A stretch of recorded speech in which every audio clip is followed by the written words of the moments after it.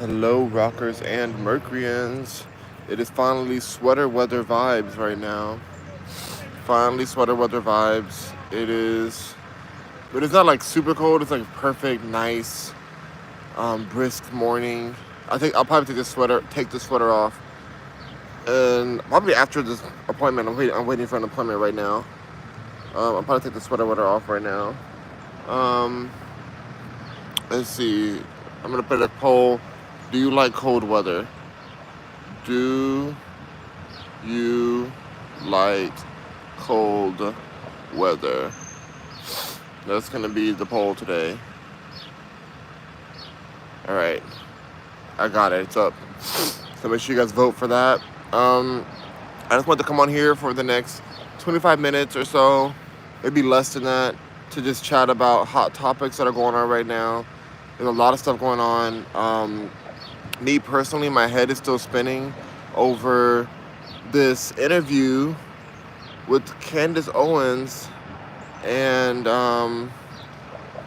it was Candace Owens and Judge Joe Brown. It is amazing, this interview. It's exposing so many dark things in our country and just real things that we're like just not paying attention to, you know? Nikocado Faticado said, hello, Mr. Mercury. Hello. I haven't seen you in a while. But who are you really in real life? I forget. Anyway. So I have been really just like down this path of truth for a long time, like since I was even a kid. Like I always never believed this BS. Your name is Michael. What's up, Michael?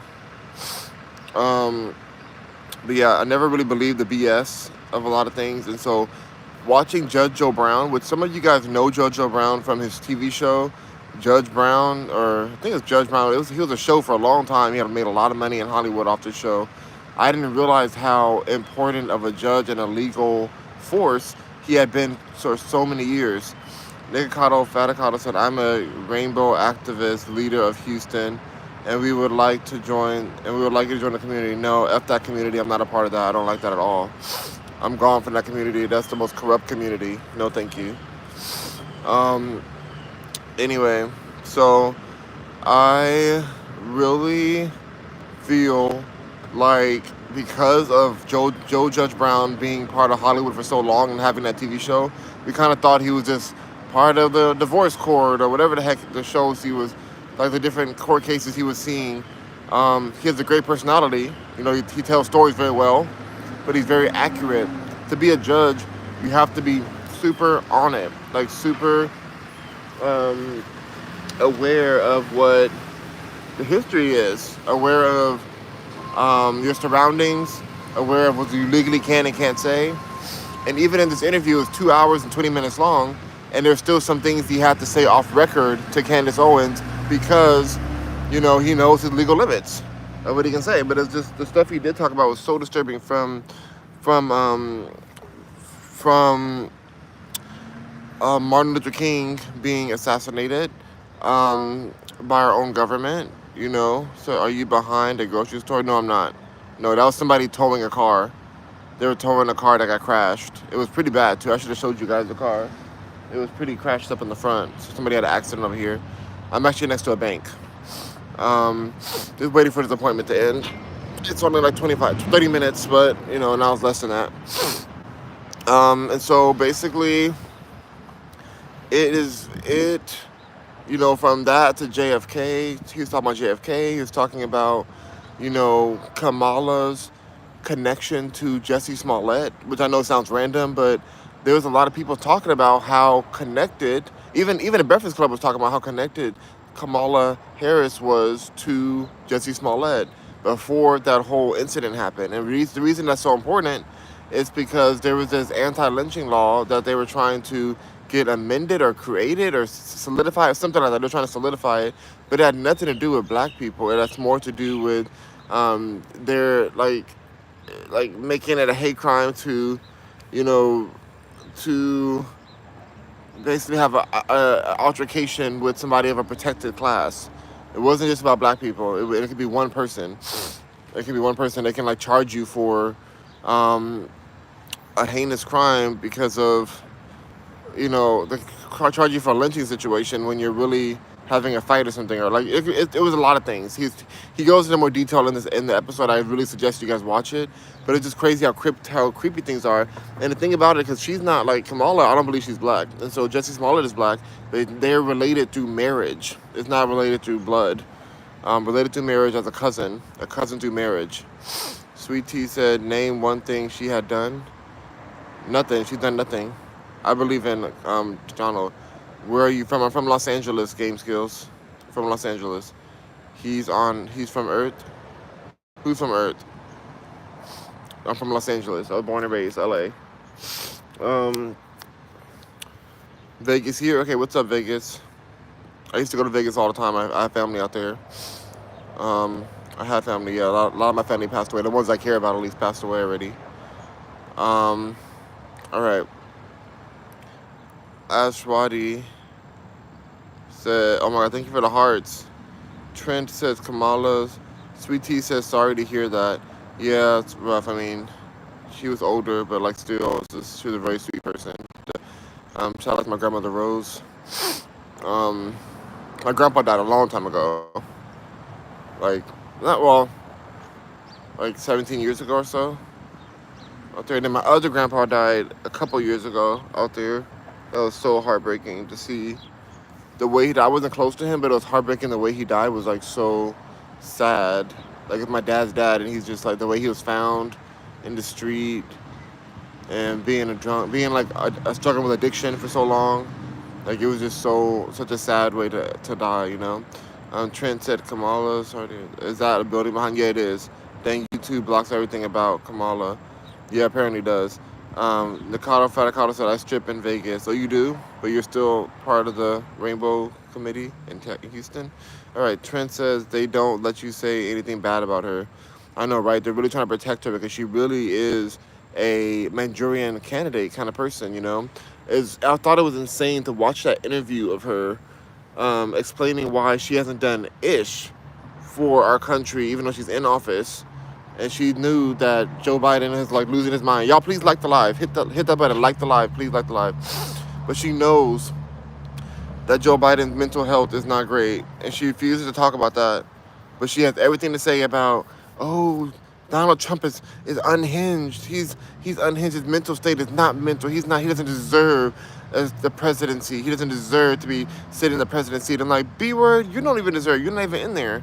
You got into the back tail of Sleepy Joe, and the only reason we're even letting you in is because, like, she didn't even have to go through the whole, like, cycle of becoming the candidate. She just got in because Sleepy Joe was too sleepy. And so he just said, you know what, here's my substitute teacher. Do you notice that Sleepy Joe isn't even, he's about to run for president. He didn't even step down to vice. They're kicking him out the whole office. We don't even see him anymore hardly. Have we even seen him after that? After like seeing his dementia go, it's just insane. So you're just another puppet like Joe. Exactly. And when you start digging into her heritage, I did an episode on this.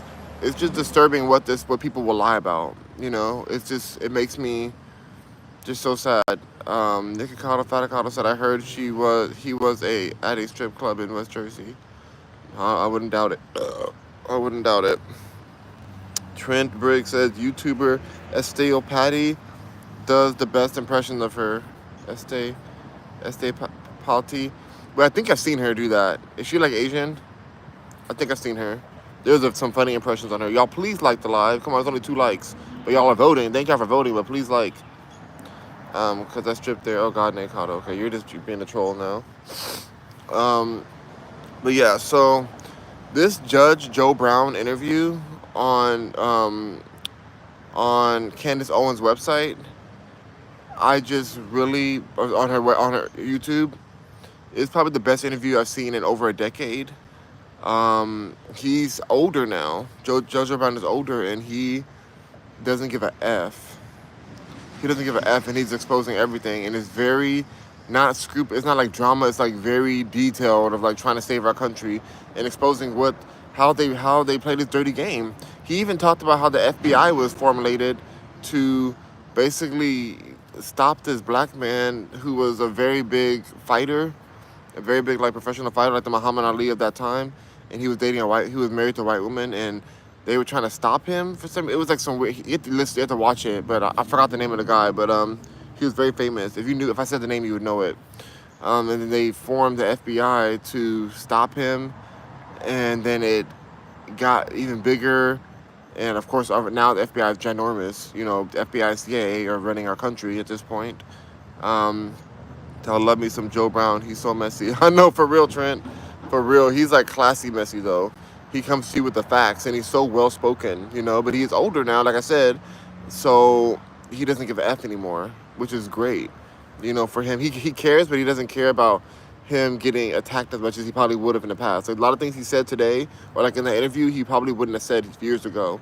But like I said, too, Candace said that there's a lot of things that Jojo Brown had talked about behind the scenes, off record, that she would like to have him back on for something on record.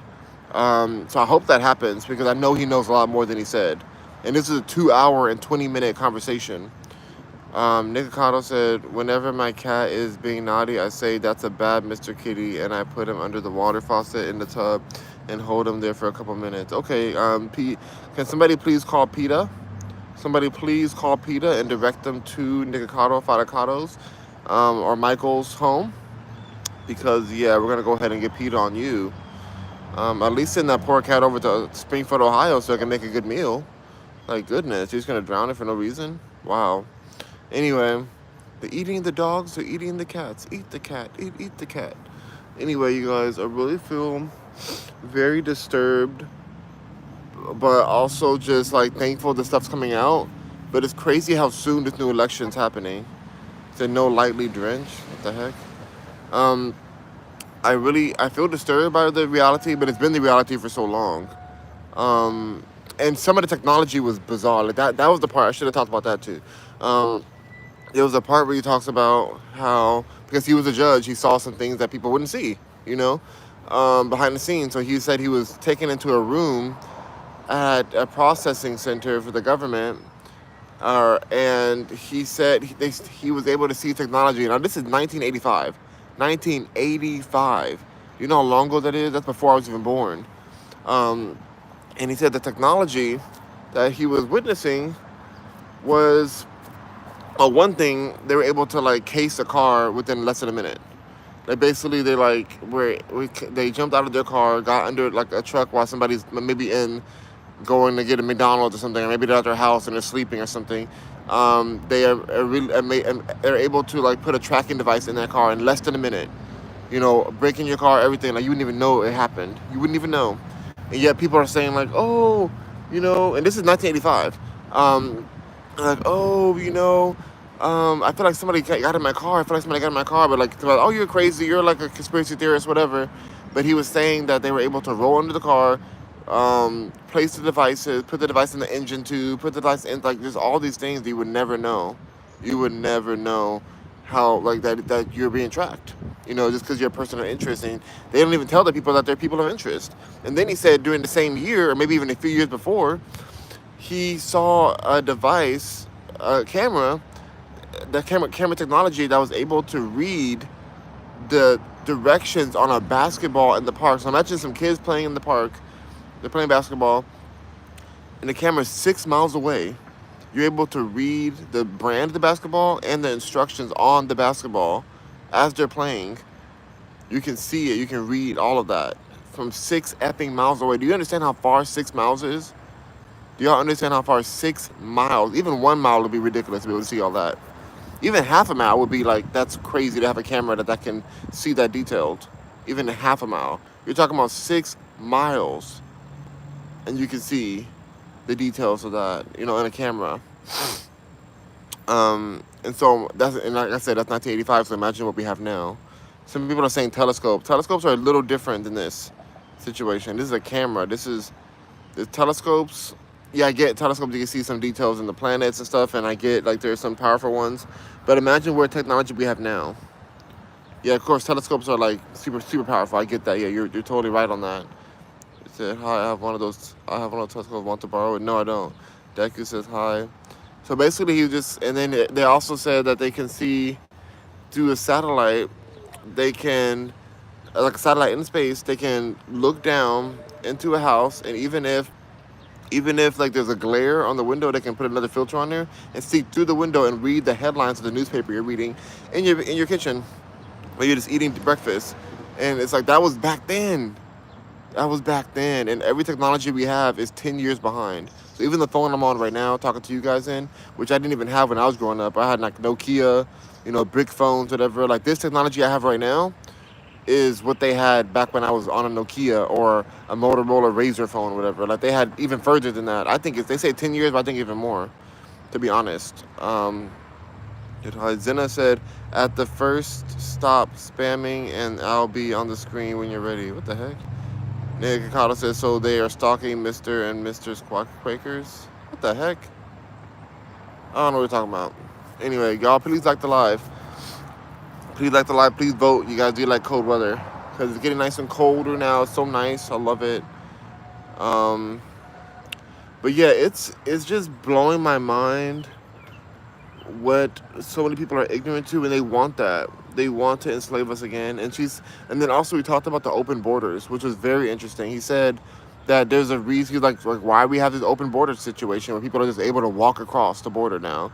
Like, aren't we supposed to protect our borders? Like, I know people say, oh, it's racist to want to protect your borders. Like, how is that racist to protect your country? Like, if you have a house, is it racist to build a fence around your house so people don't just walk into your house? Like, is that racist? No, it's just safety and protection for your property. So right now our borders are so open, people are just getting shipped around. We have so many people, and he said that the agenda behind that is very sinister. Very sinister. I'm gonna talk about that. 1 second, y'all. 1 sec.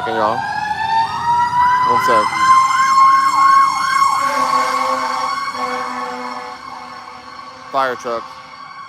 My cats are stalking him. Do some naughty boy shows for us, Rock. What in the heck, Kent? What are you talking about, Kent? And illegals, I pay my taxes. Okay, wow. Yeah, that's. Anyway, so here's the thing. Or one more truck coming. One more truck. They don't want me to tell you this information. They're trying to stop me from telling y'all this information, y'all. They're trying to stop me. No, they're not. It's just fire trucks and the paramedics. Sending love to whoever those are going for. Sending love to whoever that's for, because that's a rough situation to have fire trucks called on you for you. I paused 13,000 last year in taxes. Oh, you paid? You paid 13,000 in taxes last year? I don't really believe you. I feel like you're like a troll, so I don't know. What's up, Muhammad Hassan? How's it going? So anyway, there is a sinister reason why there's so many people coming through our borders, and our borders are so open. And he was saying that as the president, man, this is crazy.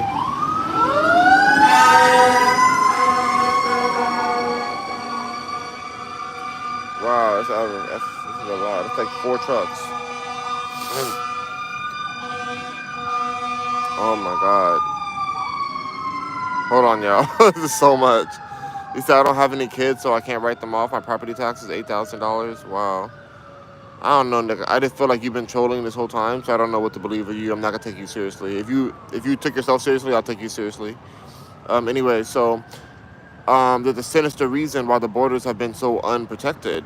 And he was saying, basically, that theoretically, if as a president, you can retroactively allow people who enter the border illegally to be citizenized or like become citizens. You can change basically the law on citizenship, and so they're flooding all these people in here. And if you bring all these people, and the Democratic Party is pardoning you to be here, who are you going to vote for? Because you can vote then. She can say like, oh, I'm retroactively activating this from 2021. From 2021 forward, people who are here can vote. Because now they're full citizens, and they can change that law on that. And the next thing you know, now everything is so unbalanced that the Democratic Party can't lose at all. Like, there's no elections anymore because they can't lose. That can happen, especially with the way they're brainwashing people. So It's very disturbing to hear. Because I was thinking, like, why are they bringing so many people here? At first, I thought, why? I mean, there could be multiple reasons at the same time. But I thought also that there was going to be an attack on our own border, on our own land, because of all these people coming here from different countries. And then they're gonna like blame it on a different country and force us into war, which can definitely still happen. I'm definitely thinking that's still a possibility.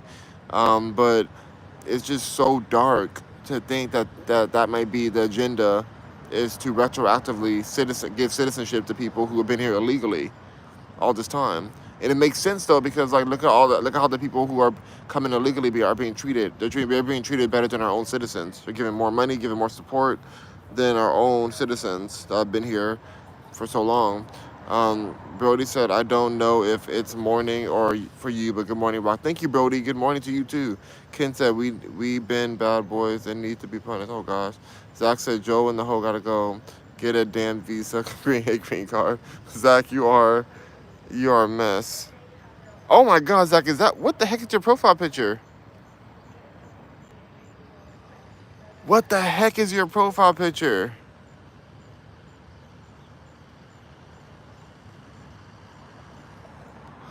Oh my gosh. I can barely even see that. I didn't know that was even me. I'm your profile picture? That's the worst picture of me ever. Am I eating something? That beautiful picture? No, you're evil. I gotta go. Oh God. Okay, let me do this. Do you like cold weather? 79% of y'all said yes. Alright, cool.